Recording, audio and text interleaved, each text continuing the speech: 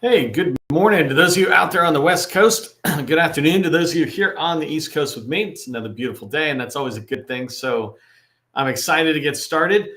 I wanted to give a quick tip for those of you who were showing up early and on time.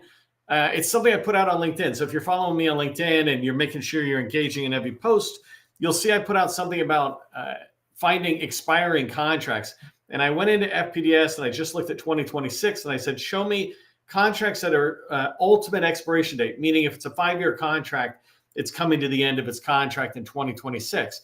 And I said, only show me contracts that are $1 million to $100 million that were set aside to, or excuse me, that are awarded to a small business. Didn't matter whether it was set aside or not. And there's 48,000 of these contracts that are out there. And this is just a dabble in it. There's so many that are below $1 million. There's many that are above $100 million. But my tip for you is go check out the post I did. I provide the just the language to be able to go into FPDS to show what I'm telling you about. But it's a great way to fill your pipeline for 2026 with expiring contracts. So then you're pursuing stuff that you might see in a forecast or somewhere else, but you're also going out and finding expiring contracts that really look like they align to what your company does. So anyways, quick tip for those of you showing up early and on time. I very much appreciate when you do that because LinkedIn puts the word out to everybody else and says, hey, Neil's getting started on the training, which I am. Today, we're going to be talking about, well, here I said demand more from your teammates. And what I mean is make sure you're picking the right teammates and then demanding from them everything that's needed between the time you connect to the time you win that contract. You need to demand more from your teammates, not just put a casual relationship in place. Oh yeah, let's team together and then we move forward. That's not going to win you contracts, right? Contracts are won as it relates to teammates when you work together. There was this great quote that I heard from Rudy Giuliani decade plus ago when he was mayor. So maybe 2 decades ago or more, when he was mayor of New York. And he said this line in response to people, but basically he said, I'm never going to hire anybody in my family based on nepotism. And all the reporters were asking him. And then he pauses for a second. And then he says, and I'm never going to not hire based on nepotism. And what he was saying is it's merit based. If I hire somebody and they happen to be my family, it's fine. I'm not going to punish them because they're in my family. And I'm not going to give them an unfair advantage because they're in my family. And it's the same thing I wanted to communicate around teaming. When I put together this event, I sent out the invite. I said, don't ever team based on friendship. Don't team with your friends. And what I'm saying is, don't just team with them because they're your friends. You have a good professional relationship or whatever, or you've always teamed together. It does not matter if you've always teamed together. Every single opportunity is a brand new opportunity, and it has a brand new set of needs. You need to look at the best companies, yours and the other companies, that will fill those needs in order to ensure your win. And so sometimes that is your friends, right? Sometimes that is the people you work a lot with. But I would caution you that more often we're teaming just because we're in a comfort zone. I always team with them. But look at your win rate. Are you winning 1 out of 3 contracts? Are you winning 1 out of 4 contracts? Anything more than that, you need to evaluate your whole process. I'm not saying it's all on teaming, but teaming is one part of it. So when you think about this and you're thinking about what does the contract actually need for us to be able to win this, then you're thinking about it from a merit-based situation. You're looking at your teammates and saying, do you have what's needed in this contract in order for us to win this contract? Merit is everything in there. And I say that winning is everything. There's no point in us writing proposals if we're not trying to win, right? And so if we're going to write a proposal to win, we want to write the best proposal and have the best people on it. That's why I say winning is everything. And when you think about this and you pick the right teammates, those teammates aren't just going to be people you like, but they're going to be people where you can measurably see how they increase the P-win, the probability of winning that opportunity. And I want you to win because, in sales, winning is everything. I'm going to break up today's training into 3 sections. The first part I want to talk about as it relates to picking the best teammate for your contracts and the opportunities in your pipeline. The first thing is the criteria that you use to pick the perfect teammate. So I want you to understand the perfect teammate criteria that I recommend you use. You can modify and add to it, but what I'm going to give you is a baseline minimum of how you should evaluate any company that you're thinking about teaming with. Second thing we're going to talk about is why it's really important to vet your teammates before committing to teaming, right? Sometimes we get on a call and we're instantly like, okay, we're going to team. It's like, whoa, let's slow down. And so I want you to understand what it means to vet a teammate. There's nothing wrong with it. It's just doing your due diligence, making sure that they are going to be able to help. And so I'll talk about how to do that. And then the last thing we'll wrap up with is establishing written agreements early on. This is an incredibly important thing that people just don't do. We're sometimes afraid of confrontation, even when sometimes that confrontation is something as simple as asking a question you're afraid the answer might be no. It's like, well, if you really hope the answer is yes, then you should ask that question. And so when you're talking about agreements with potential teammates, you want to make sure you're having those conversations and not afraid of what the answer is, because the answer will be good for both you and the other person when you're sure that you're in agreement. All right, that's what we're going to be talking about today. If you don't know who I am, my name is Neil McDonald. I'm the president of the GovCon Chamber of Commerce, founder of CallPlan AI, and I want to welcome you to my federal sales training where I provide tips for success in the federal market. After I got out of the Army, I spent 20 years in the federal market as a small business owner. And since 2018, I've been teaching people like you that government contracting is not a secret, it's just a process. When we follow a process A to Z, we have repeatable, predictable results. And this is what I want for you always. And in particular today, I want you to have repeatable, predictable results of landing good teammates that are going to help you increase the likelihood of winning the opportunities that are in your sales pipeline. If you haven't done so yet, make sure you follow me on LinkedIn. I've got 42,000 people who follow me. Most of these people are in the federal market, and most of them are open to you connecting. So you literally could connect and follow me, see somebody else, reach out and say, hey, I saw you're connected with Neil as well. I'd love to have an intro call. That sometimes is more than enough. That's networking. I get to see your network, you get to see mine, and we kind of grow together as a community in this federal market community. So make sure you follow me on LinkedIn. One other quick tip. Anytime you've got somebody like me, and I say this very humbly, but who's putting out content that you value and you want to make sure you don't miss, go to my profile, go up to the top. Right now it's on the top right-hand side, where you can sit there and click on something that'll show you the notifications and change that so you're seeing all the notifications. As you go along, you can back that off if you're getting too many, but I'd hate to have you miss anything that I'm putting out, because 99% of what I put out is pure tactical advice for a government contractor. And then the last thing is make sure you subscribe to the Government Contracting Success newsletter. This is my newsletter where I put out a little bit longer form content.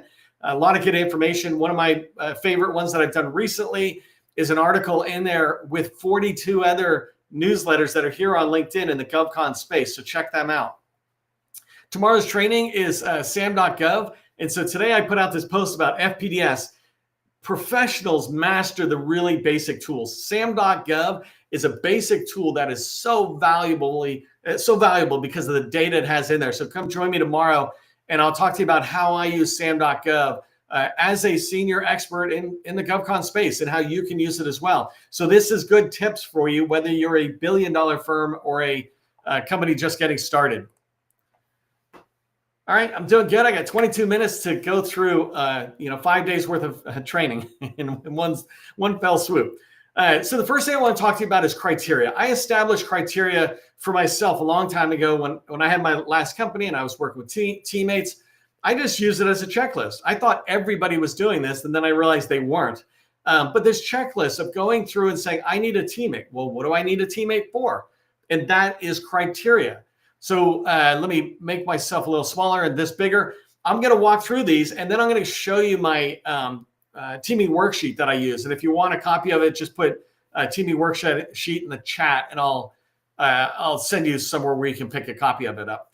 But the first thing is you need to decide, are we priming or subbing on this opportunity? So when I'm looking for a teammate, am I looking for a company that can absolutely do one or the other? Or am I looking for a teammate who might be able to flip and do either? That's an important decision. Second thing is socioeconomic indicators. So especially for small businesses, if this is set aside for women-owned small business, I might think to myself, well, let me find other women-owned small businesses, and then we can do something called similarly situated entity, where if two of us are taking up 51%, we still have 49% we could give to Booz Allen or somebody, right? And so I need to decide, do I need that company to have a certain designation? third one is, do I need them to have access to a contract vehicle? This is really important if I'm looking for a prime because I find an opportunity. I'm like, oh, this is great, but it's on Oasis or something, right? Then I need to find somebody with that contract vehicle. Number four, this is where I'm looking at skills and competencies within their staff, right? Do they have these skills? Do they talk about their core competencies are in cybersecurity or Microsoft SharePoint or, elevator services, whatever it is? I'm looking at just at the moment. Number four is skills. If I talk about elevator maintenance, I might have somebody who's like certified elevator maintenance personnel type thing. That's a skill level. That's different than what I'll talk about in a minute on number six.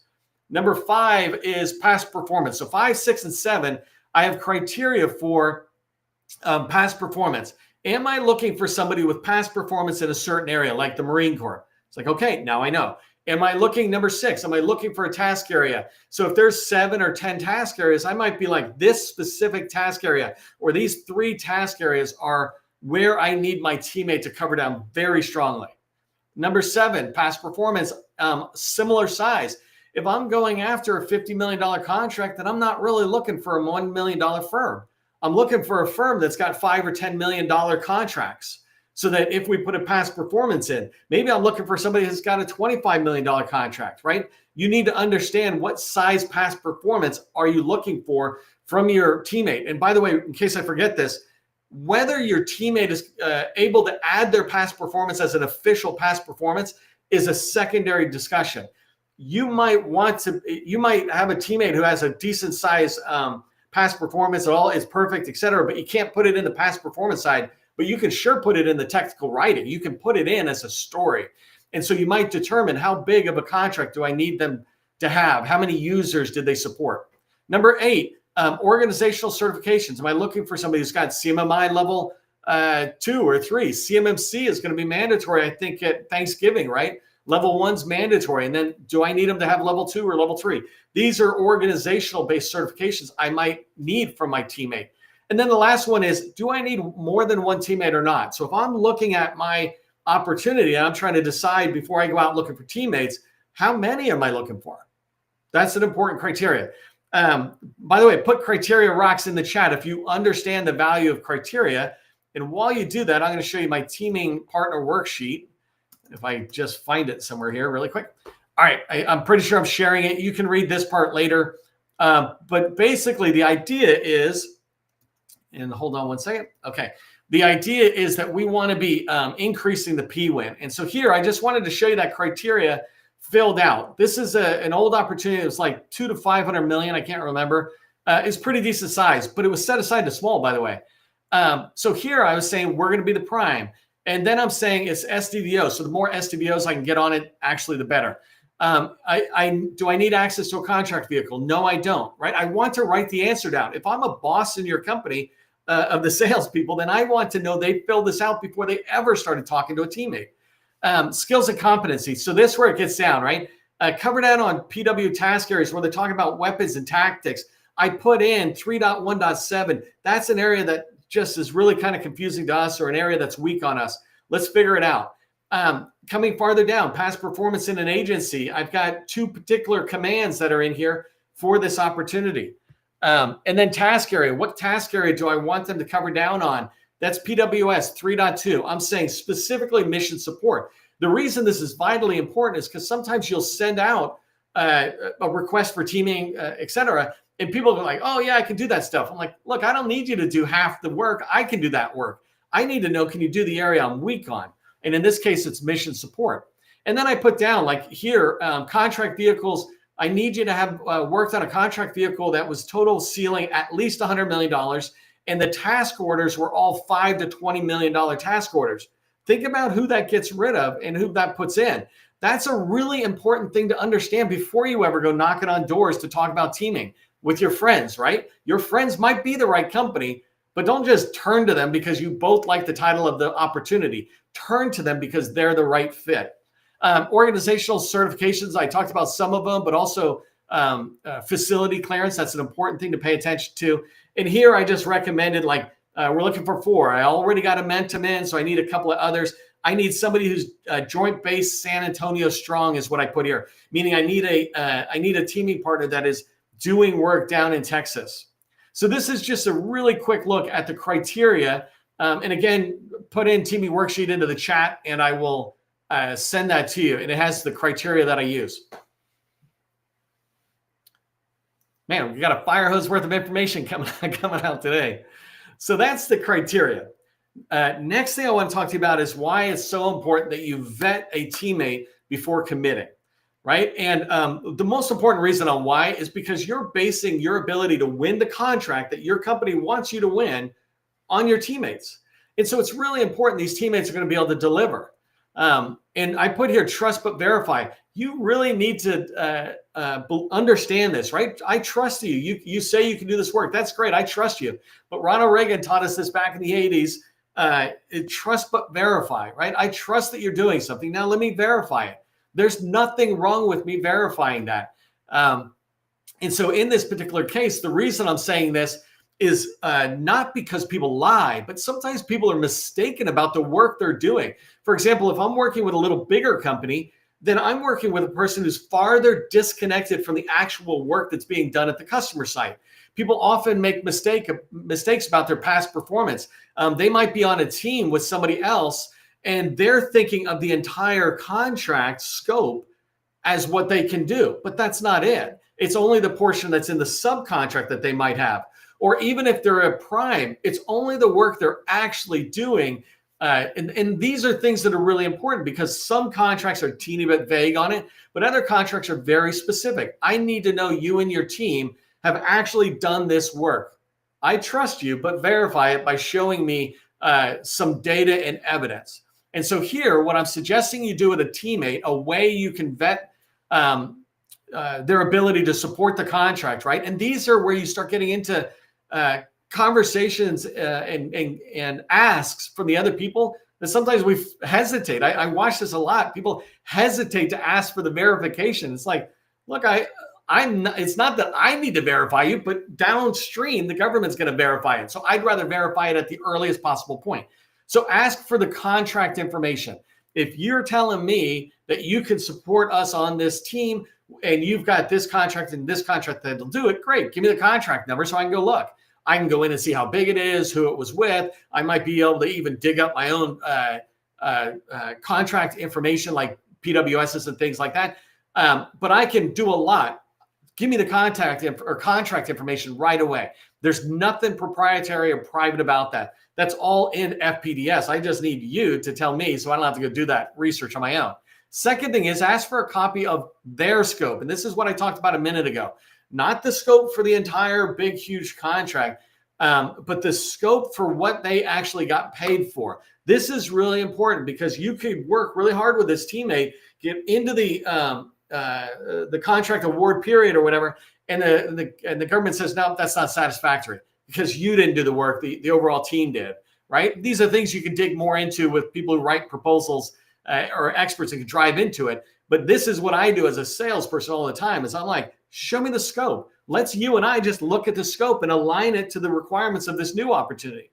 That shouldn't be a problem for either one of us, right? We want to be figuring this out. We want to make sure there's no holes in our proposal response. And that begins with looking at the scope of my work and your work to make sure it aligns with what they want.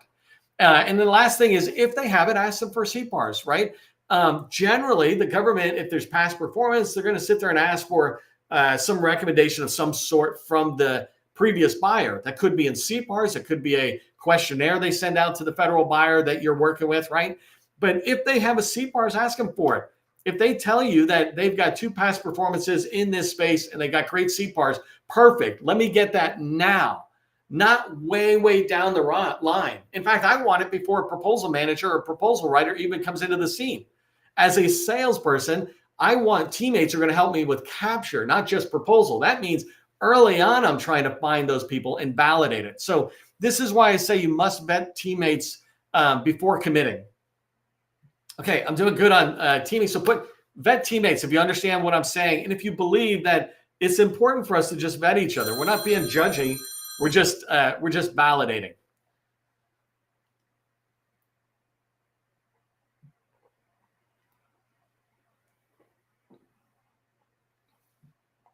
I love some of the tips I'm seeing in there about aligning some of the work to the compliance matrix. That's good stuff. Hey, I wanted to thank Voltron for being the sponsor of my daily lives. I come here every single day, unless I break my back or something.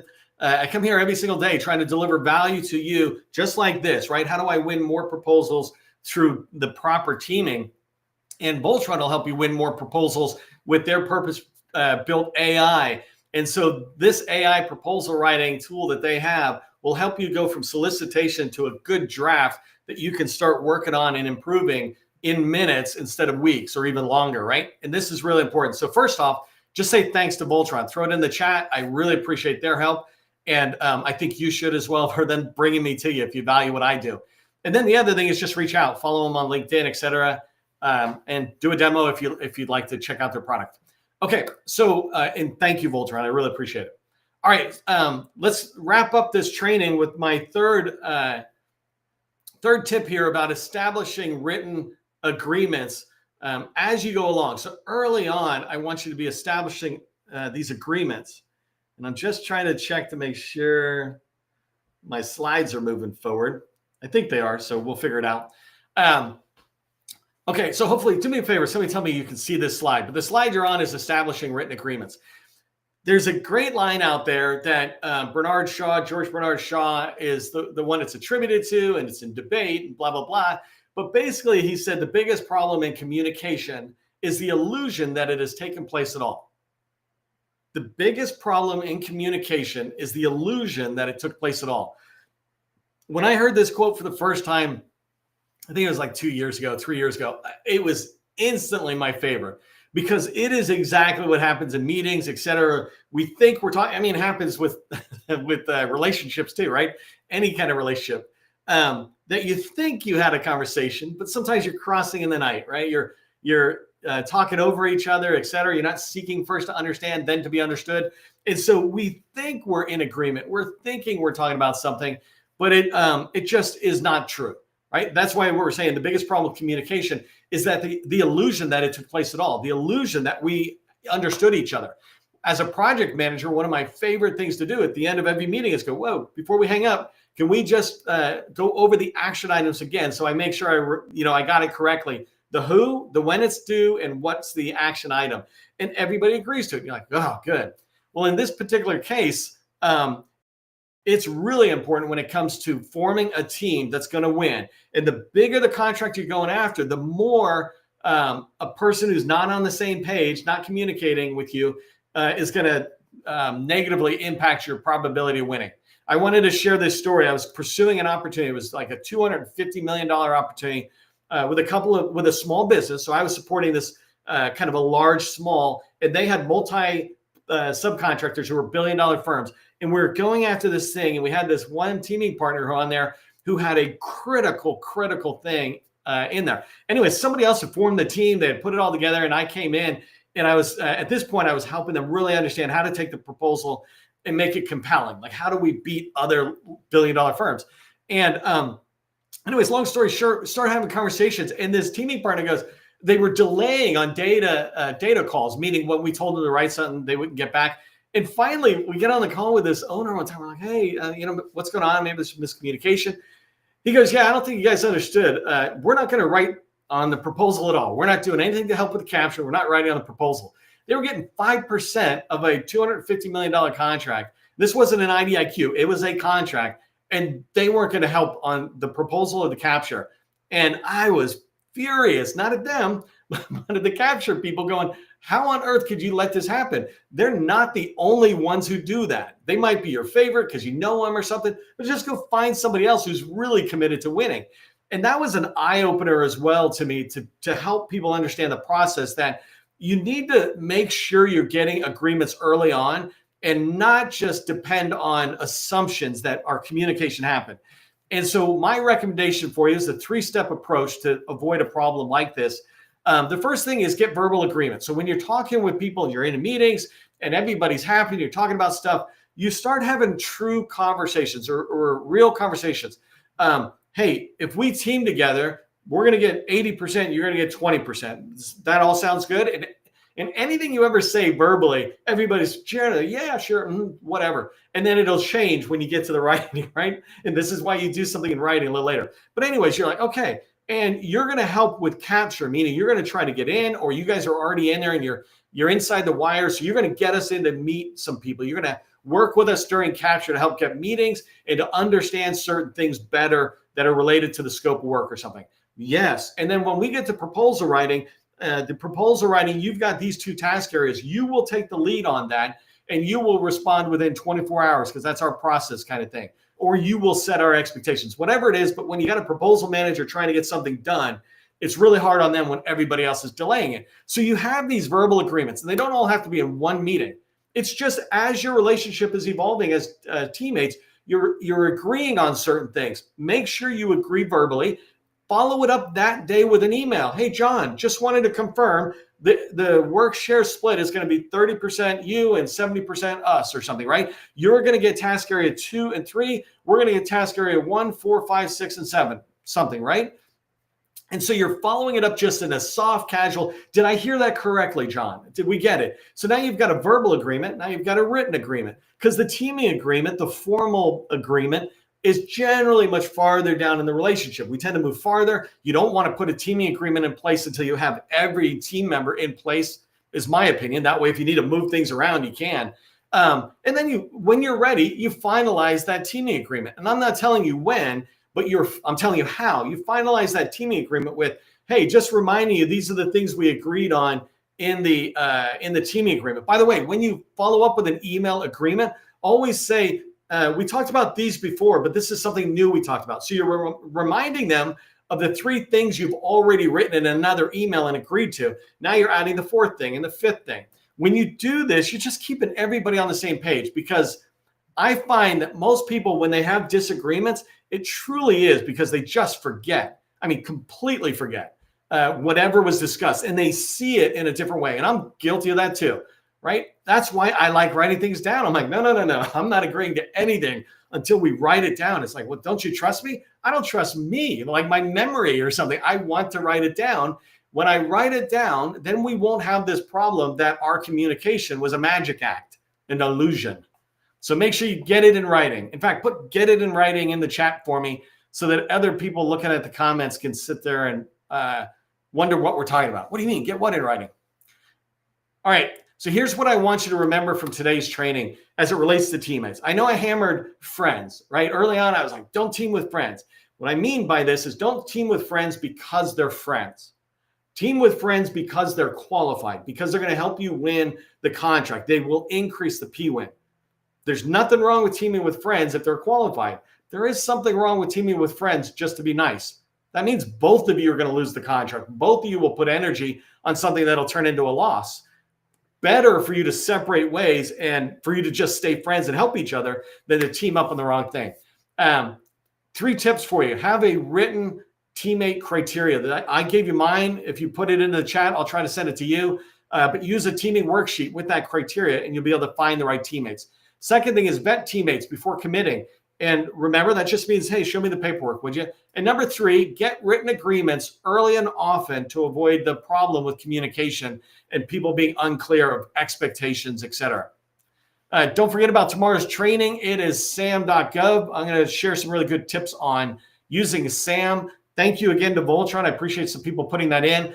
I am building out Call Plan AI. It is my product that aligns to the training, and I'm super excited about it. It's already launched, but it's in early phase. So if you want to join me, you get 90% off for life. But the product is built for the part that I think is the hardest in sales, starting and building relationships, right? How do you find the right people, get in there and get the meeting, and then build that meeting in a way that leads to opportunities and long-term relationships? If that's something that interests you, join me on Call Plan AI. Either way, just remember, government contracting, it is not a secret. It's just a process. Part of the process is ending on time. I'm happy. I wish you a great day.